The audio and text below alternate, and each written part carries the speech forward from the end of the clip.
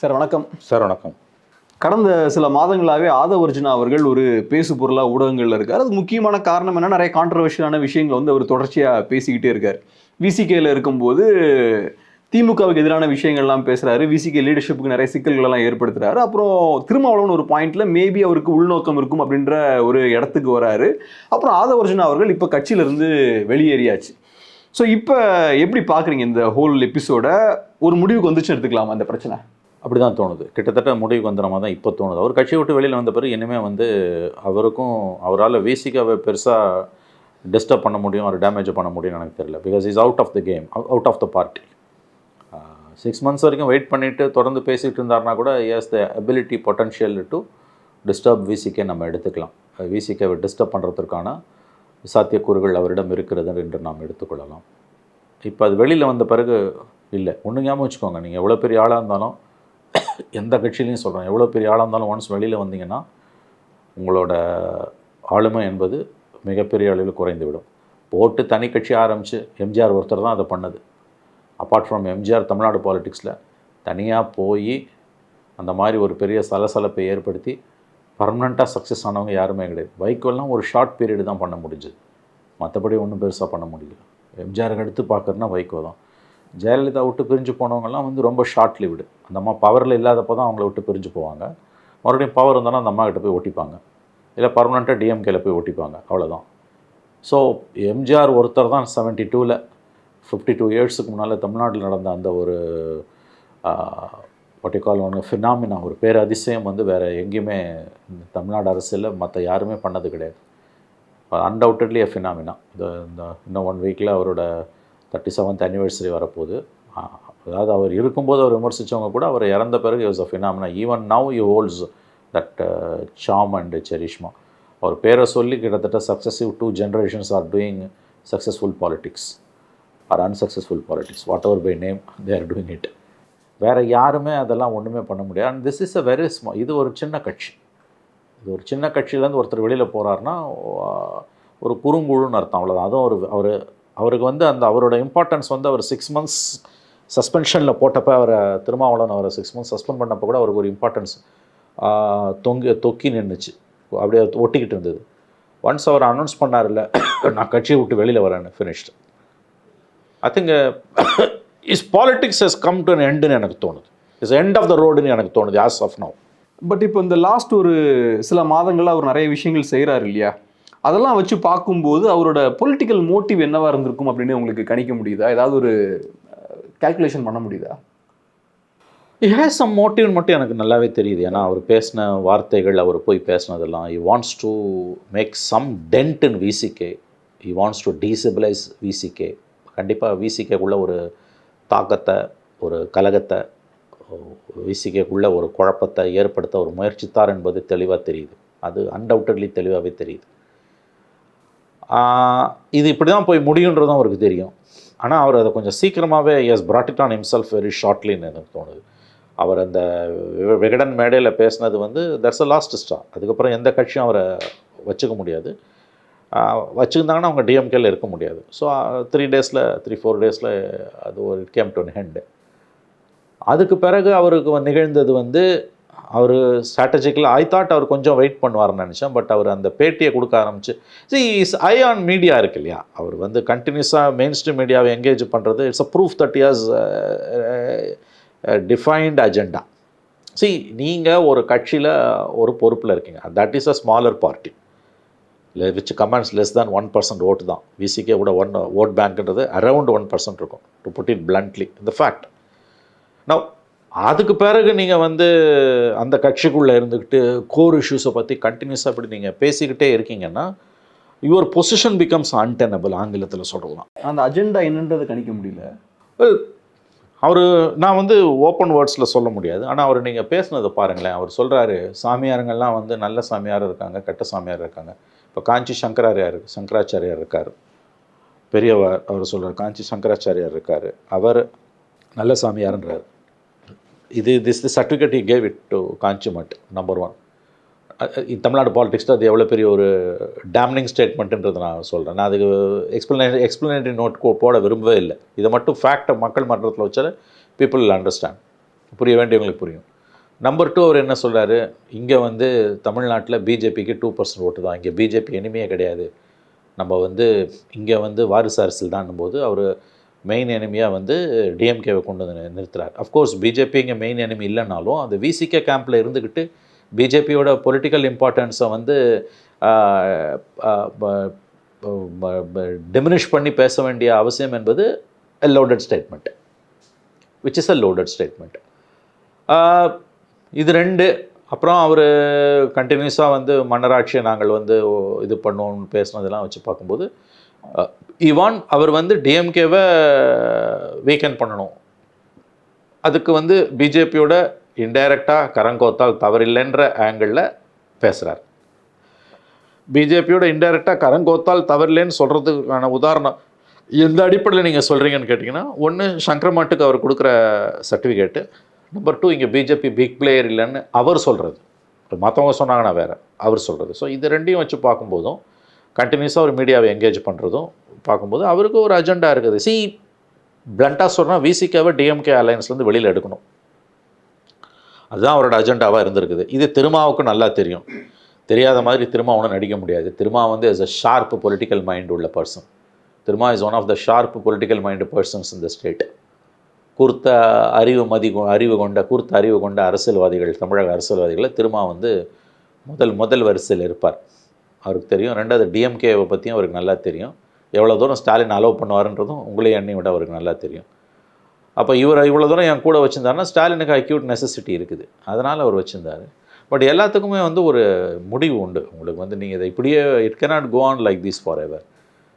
So அவங்க I was told that அவங்க வந்து they gave a clear message டிஎம்கேலேருந்து.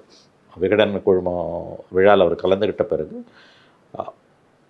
உண்மையிலே அவங்க முக்கியமானவர்கள் சொன்னது, திருமாவுக்கு தெரிவிக்கப்பட்ட தகவல், லுக் இனஃப் இஸ் இனஃப், இதுதான் நான் up to you to decide. ஏன்னா ஒன்ஸ் டிசைட் பண்ணிட்டாங்க அப்படின்னா டிஎம்கேவை பொறுத்த வரைக்கும் ஆங்கிலத்தில் சொன்னால் if they decide to go for the kill-னா they will go for it. they are now sitting pretty well. அவங்களுக்கு ஆப்ஷன்ஸ் இருக்குது. 2வது இவர் கட்சியும் இவர் கண்ட்ரோலில் கிடையாது, திருமா கண்ட்ரோலில். இன் கேஸ் விசிகே டிஎம்கே விட்டு போகணும்னு திருமா முடிவு பண்ணார்னா half of us party will go with the DMK. Almost all the MLAs and MPs. You may be a loner, to be frank with you. This is a blunt truth I am speaking. நான் பேசுகிறது எல்லாமே அவங்க தோழர்களுக்கு வருத்தமாக இருக்கலாம், but அவங்க உண்மை, அவங்களுக்கு தெரியும், அவங்க மனசாட்சி. சார், இப்போ இந்த கடந்த சில மாதங்களாக ஆதவர்ஜுனா அவர்கள் செய்கிற விஷயங்கள்லாம் வச்சு பார்க்கும்போது என்ன தோணுதுன்னா, விசிகேவோட தலைமை ரொம்ப பலவீனமாக இருக்குது அப்படின்றத இந்த விஷயங்கள்லாம் அம்பலப்படுத்துதோ அப்படின்ற மாதிரி தான் தோணுது. ஒன்று, திருமாவளவன் அவர்களே சொல்கிறாரு, ஆதவர்ஜுனா அவர்களுக்கு ஏதோ ஒரு உள்நோக்கம் இருக்குது அப்படின்ற விஷயத்தை அவரே பேசுகிறாரு. ஸோ ஒரு தவறான மனிதரை இவ்வளவு சீக்கிரமாக திருமாவளவன் அவர்கள் எலிவேட் பண்ணி துணை பொதுச் செயலாளர் அப்படின்ற ஒரு இடத்துல உட்கார வச்சிருக்காரு. ஸோ தவறான ஆளை இவ்வளோ சீக்கிரமாக அவர் மேலே கொண்டு உட்கார வைக்கிறாருன்னா அது லீடர்ஷிப்பு தவறான ஒரு முடிவு எடுத்துருச்சுன்னு தான் அர்த்தம். அது ஒன்று. 2வது, தொடர்ச்சியாக ஆதவர்ஜுனா அவர்கள் பார்ட்டி ஸ்டாண்டை மீறி அவர் பேசிக்கிட்டே இருக்கார். ஸோ அதையும் கண்ட்ரோல் பண்ண முடியல. ஒரு பார்ட்டி இருக்குன்னா பார்ட்டிக்கு ஒரு ஸ்டாண்ட் இருக்குன்னா அதை மதிக்கணும் எல்லா தலைவர்களும். ஸோ அப்போ பார்ட்டியை மதிக்காமல் பார்ட்டியோட ஸ்டாண்டை மீறி அவர் செயல்பட்டுக்கிட்டே இருந்தார். இப்போ இப்போ தான் அவங்க நடவடிக்கை எடுத்திருக்காங்க. 3வது, இப்போ நீங்கள் சொல்கிற விஷயம், ஒரு சைடில் ஆதவர்ஜுனா இந்த மாதிரி கண்ட்ரோலை மீறி போகிறாருன்னு ஒன்று. 2வது, இன்னொரு சைடில் வீசிக்கிறக்கூடிய நிறையா லீடர்ஸ் பார்த்தோன்னா திமுகவோட ரொம்ப க்ளோஸாக இருக்காங்க. ஸோ அதுவும் பிரச்சனை தான்.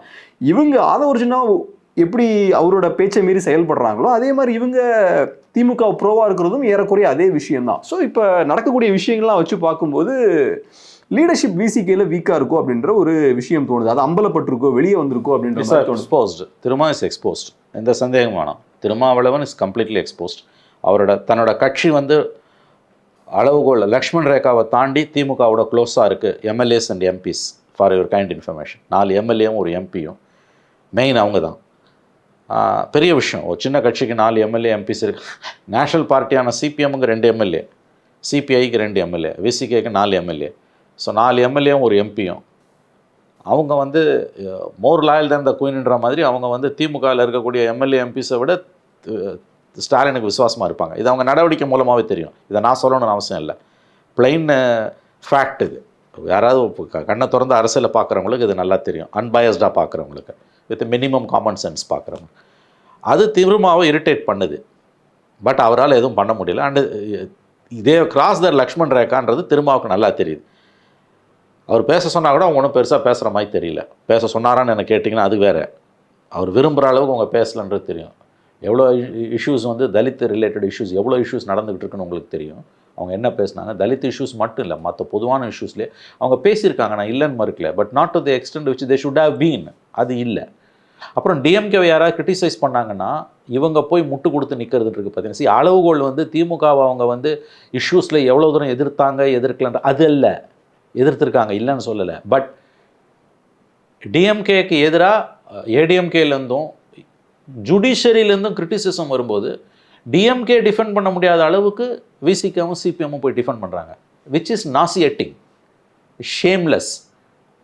இது வந்து சிபிஎம்முக்கு இவங்களோட அதிகமாக பொருந்தும். கள்ளக்குறிச்சி இன்சிடெண்ட்டில் சிபிஐ என்கொயரிக்கு ஹைகோர்ட் ஆர்டர் பண்ணுது. 70 பேர் செத்துருக்கான், 100 பேர் இல்லை மெய்மாயிருக்கான்.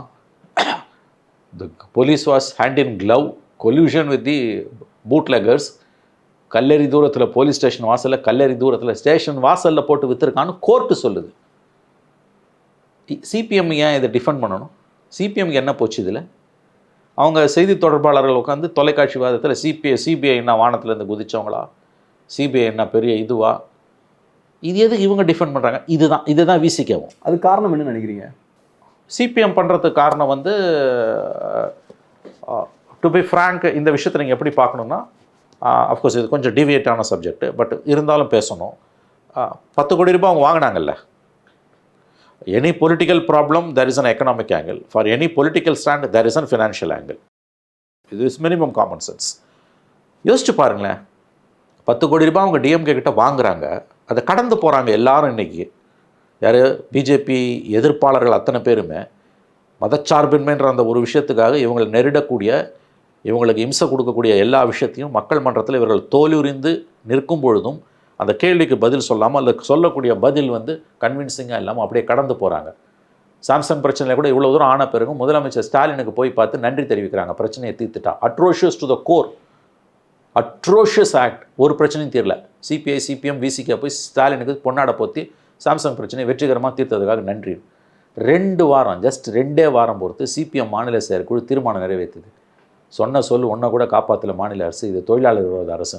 1500 தொழிலாளிகள் 1000 பேர் தெருவில் நிற்கிறான். இன்ன வரைக்கும் லேபர் யூனியனுக்கு பர்மிஷன் கொடுக்கல. 6 வீக்ஸ்க்குள்ளே முடிவு பண்ண ஹைகோர்ட் சொல்லுது.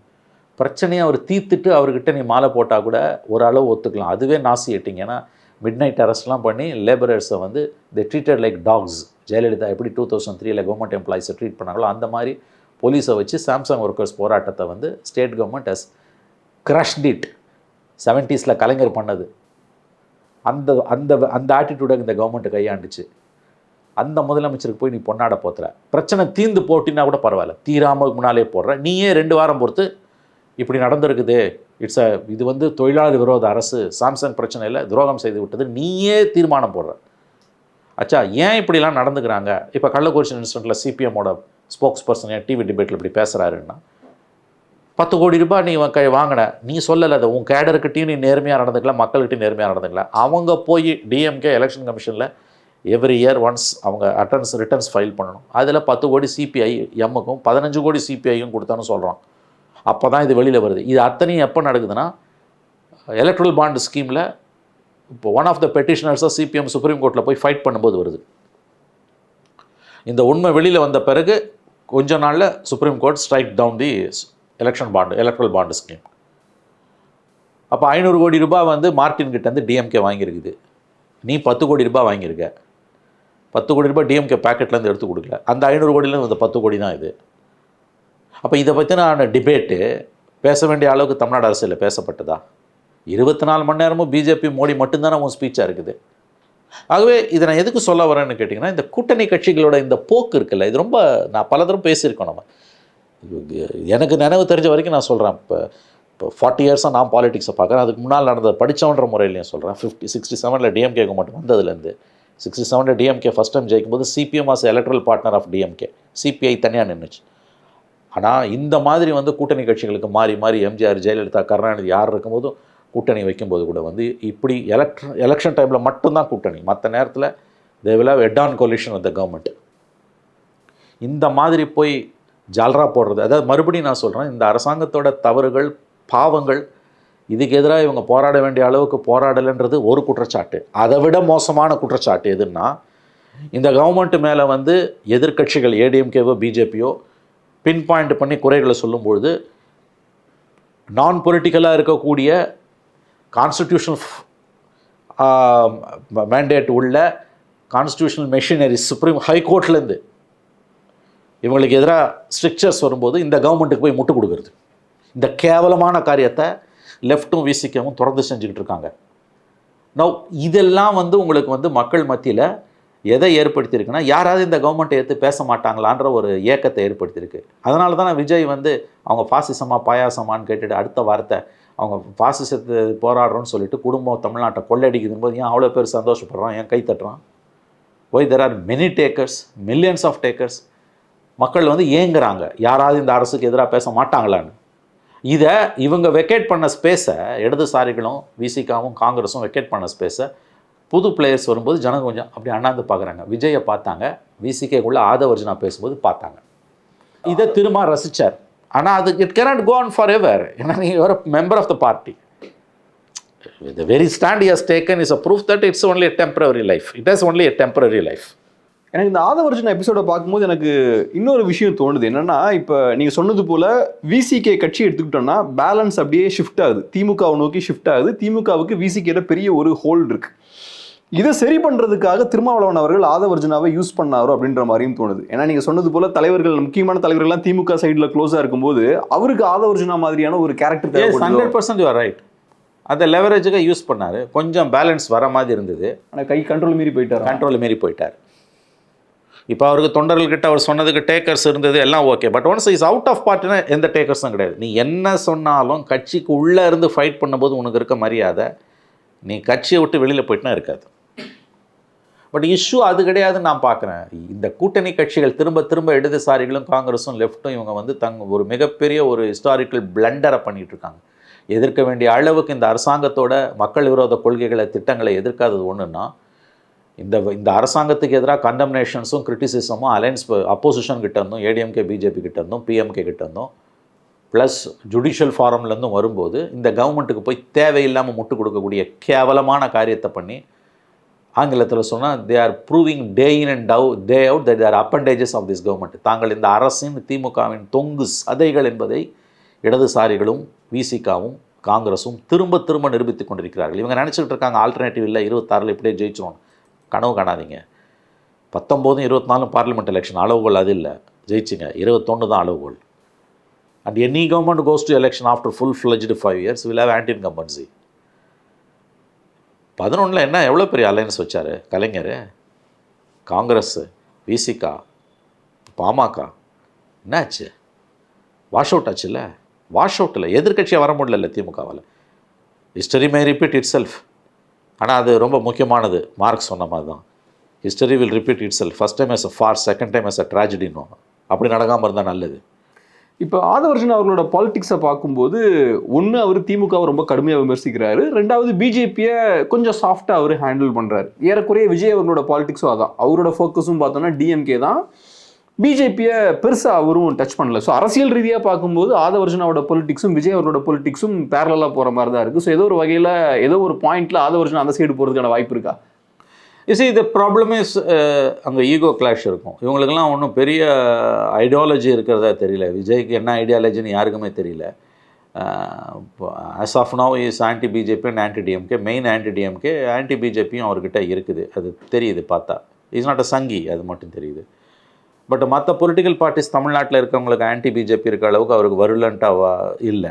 அது இருக்கவும் முடியாது. எனக்கு தெரிஞ்சு மெனி பார்ட்டிஸ்க்கு அது இருக்க முடியாது. அது ஏன்னா இங்கே ஒரு பொலிட்டிக்கல் பார்ட்டியை வந்து அது இங்கே வந்து கம்ப்ளீட்டாக இவங்க வந்து ப்ரூட்டல் கரப்ஷன்லேயும் ஃபேமிலி பாலிட்டிக்ஸ்லேயும் வந்து when they are on rampage and அப்போசிஷனே இல்லாமல் எல்லாரையும் கம்ப்ளீட்டாக ஸ்வாலோ பண்ணிவிட்டு மீடியா நெரேட்டிவை கம்ப்ளீட்டாக கண்ட்ரோல் பண்ணிக்கிட்டு எவ்ரிதிங் இஸ் குட் என்ற நெரேட்டிவை 24 ஹவர்ஸும் 365 டேஸும் கண்ட்ரோல் பண்ணுறதுல முழு கவனம் செலுத்தக்கூடிய ஒரு அரசு இருக்கும் பொழுது, அக்ரஸிவான உங்களுக்கு வந்து ஒரு DMK, anti DMK and anti பிஜேபியை புதுசாக வர பிளேயரால் பண்ண முடியாது. You can have only one enemy. Number 1 enemy உங்களுக்கு டிஎம்கே தான், நம்பர் 2 தான் பிஜேபி மற்றவங்களுக்கெல்லாம். ஆனால் அங்கே விஜய் கிட்ட இவர் போகிறதுல இருக்க ஒரு பெரிய சிக்கல் என்னென்னு கேட்டிங்கன்னா, Vijay is a 1 member party. Now this man is his own charm and his own impressive qualities. யார் ஆதவ் அர்ஜுனா. இதெல்லாம் வந்து விஜய் விரும்ப மாட்டார் எனக்கு தெரிஞ்சு.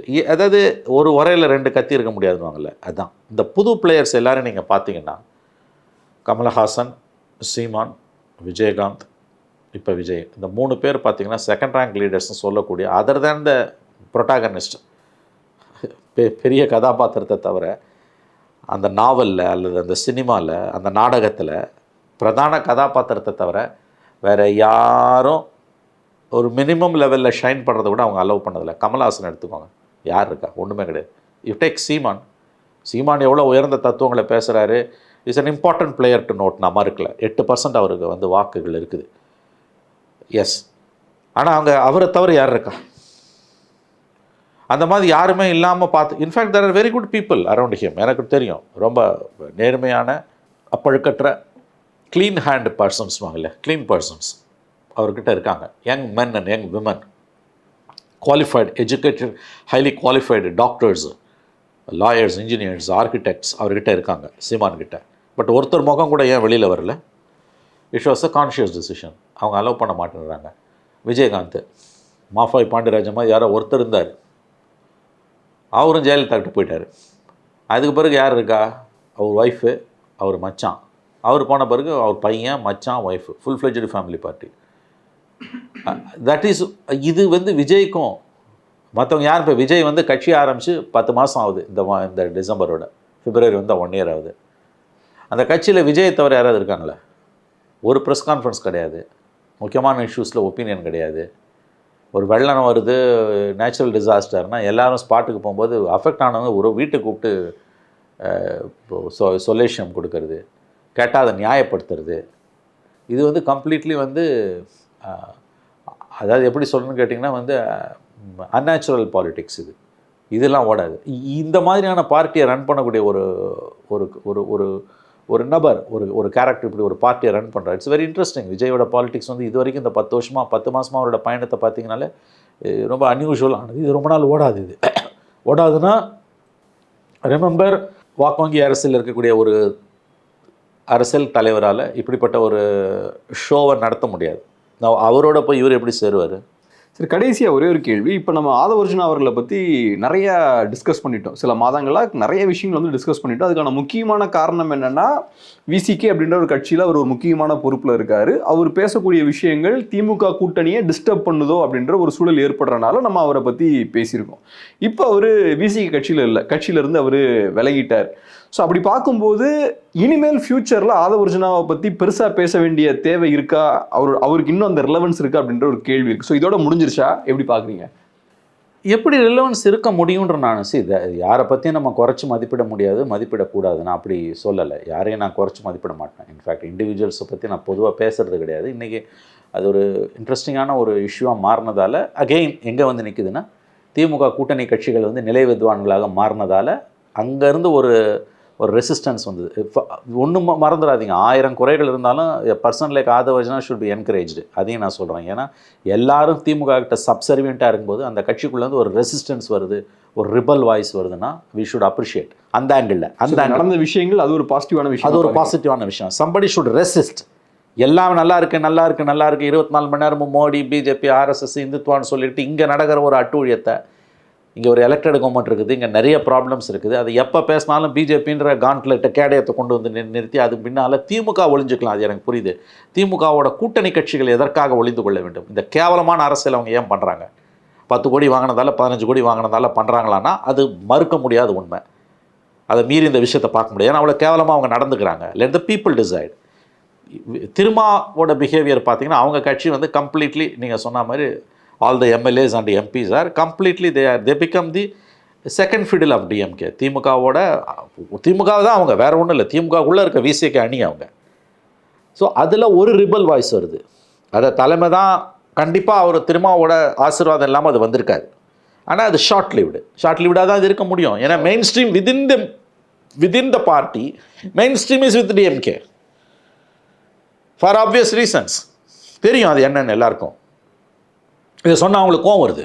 ஸோ இப்போ ஆதவ் அர்ஜுனாவுக்கு மோட்டிவ்ஸ்லாம் இருந்தாலும் பரவாயில்ல, ஒரு நல்ல விஷயம் நடந்திருக்கு. நல்ல விஷயம் நடந்திருக்கு. Somebody every whistle blower as an motive. எல்லாருக்கும் மோட்டிவ் இருக்குது கேப்ரியல். மோட்டிவ் இல்லாத எவனுமே கிடையாது. மோட்டிவ் இல்லாதனா சன்னியாசியாக ஜடா முடி தரிச்சுண்டு அதான் தலை முடியெல்லாம் வெட்டாமல் தலை பூரா முடி இருக்கணும் இல்லையா, தாடி வளர்த்துக்கிட்டு போய் குகையில் உட்காந்து நீ தியானம் பண்ண வேண்டியதுதான். சிவில் லைஃப்பில் பப்ளிக் லைஃப்பில் இருக்க எல்லாருக்கும் ஒரு மோட்டிவ் இருக்குது, எல்லாருக்கும் ஒரு அஜெண்டா இருக்குது. அது என்னன்றது தான் டிஃப்ரென்ஷியேட் பண்ணணுமே ஒழிய மோட்டிவ் இருக்குன்னு சொல்கிறது வந்து அபத்தமான வார்த்தை. மோட்டிவ் இருக்கிறதால தான் அரசியலுக்கு வரான். எல்லாரும் ஒரே பக்கம் மந்தையாக ஓடும்போது, ஆட்டு மந்தையாக ஓடும்போது ஒரு ஆடு திரும்பி நின்று ஏதோ கத்துது இல்லை, என்னென்னு பார்க்கணும்.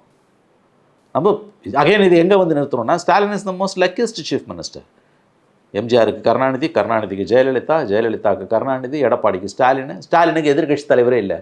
Is a luckiest chief minister. But for the state it is dangerous.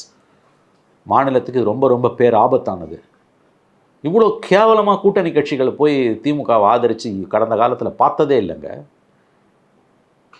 எப்படி போய் வந்து உங்களுக்கு வந்து ஃபயர் வால் பண்ணுறாங்க டிஎம்கேவை, எவ்வளோ விமர்சனங்கள் வந்தால் இவங்களுக்கு என்ன வந்தது? ஹைகோர்ட்டு காரி துப்புறான், போலீஸ் ஸ்டேஷன் வாசல்லையே போட்டு சாராயத்தை விற்றுருக்காங்க, இந்த போலீஸ்கிட்ட நான் எப்படி விசாரணையை கொடுக்க முடியும்னு ஜட்ஜஸ் கேட்குறாங்க. அந்த தீர்ப்புக்கு எதிராக போய் சிபிஎம் பேசுதுன்னா வாட் நான்சென்ஸ். உங்களுக்கு என்ன வந்தது? அவன் அது கொடுத்தானா? நீங்கள் யார் இதை ப்ரொடெக்ட் பண்ணுறதுக்கு? சத்தமாக ரொம்ப ரொம்ப டவுன் ட்ரோடன் பீப்புள், சத்தம் பெரும்பாலானவங்க தலித்ஸ், அவங்க பக்கத்தில் நின்றுக்கணும். நீ அவன் பக்கத்தில் நின்று இருக்கணும். சிபிஐ விசாரணை கேட்டு நீ அவன் பக்கத்தில் நின்று இருக்கணும். அந்த கள்ளக்குறிச்சியில் போய் மதுவிலக்கு மாநாடு நடத்தினா அந்த மாநாட்டில் திமுக ஏறிக்குது. இந்த வெக்கக்கேடு எங்கேயாவது நடக்குமா? இந்த மாநாடையும் நடத்திட்டு திமுக பங்களிப்போட அந்த மாநாடையும் நடத்திட்டு திருமாவளவன் மதுவிலக்கை பற்றி பேசுகிறாருன்னா அதை விட ஒரு போலியான அரசியல் ஏதாவது இருக்க முடியுமா? எவ்வளோ தூரம் விஷமத்தனமாக திசை திருப்பினாங்க. தேசிய அளவில் கொண்டு வரணுமா? எவ்வளோ ஒரு மக்களை முட்டாளாக்கக்கூடிய அயோக்கியத்தனமான அரசியல் இது. இதை எடப்பாடி பண்ணியிருந்தா நார்னாராக திமுக கீழ்ச்சிருக்காது. ஜஸ்ட் எடப்பாடி ஸ்டாலின் இடத்துல எடப்பாடியை வச்சு விசிக அதிமுக தோழமை கட்சியாக இருந்து கள்ளசாராயத்தில் 100 பேர் 70 பேர் செத்து 100 பேர் நாசமாக போய் அந்த மாநாட்டில் போய் நீ ஏறி ஏடிஎம்கே பிரதிநிதி அந்த மாநாட்டில் உட்காந்துருக்கான். மோடி தான் காரணம்னா திமுக அவங்கள நார்னாராக கீழ்ச்சிருக்காது. இதை ஏற்று பாலிடிக்ஸ் பண்ணால் அவங்களுக்கு துப்பு இல்லை. அதில் உங்கள் வண்டி ஓடுது. இதெல்லாம் உள்ளே எங்கேயோ டிஸ்டர்ப் ஆகுது, புரிஞ்சுக்கோங்க. இது அந்தந்த இது இப்படியே நடந்துடல. விசிக்க உள்ளேயே எங்கேயோ ஒரு டிஸ்டர்பன்ஸ் இது இருக்குது. அதோட வாய்ஸ் தான் ஆதவ். ரொம்ப நன்றி சார். உங்கள் பிஸியான டைமில் அருமையான ஒரு பேட்டி கொடுக்க ரொம்ப நன்றி. தேங்க்யூ.